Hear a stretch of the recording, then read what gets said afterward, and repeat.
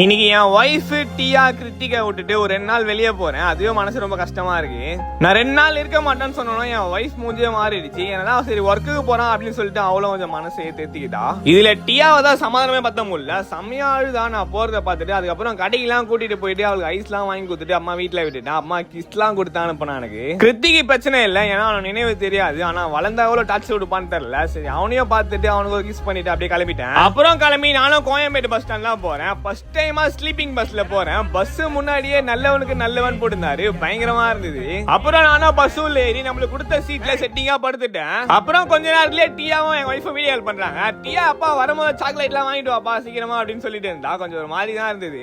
ரொம்ப நாள் கழிச்சு 3 பேரையும் விட்டுட்டு வெளியே போறேன். அப்புறம் நல்லா படுத்து தூங்கிட்டேன். கொஞ்ச நேரத்திலேயே பாத்ரூம் வந்துருச்சு. பஸ் நிறுத்த மாட்டான்னு சொல்லி டிரைவர் கிட்ட போய் கேட்டேன். அவர் நிறுத்த மாட்டான்னு சொல்லிட்டாரு. அதுக்கப்புறம் நம்ம சேனல் பேர்லாம் சொல்லி சேனல் எல்லாம் காட்டி அம்மா நிறுத்துறான்னு சொல்லிட்டாரு. இந்த வீடியோ முடியுது. அத்துடைய பார்ப்போம்.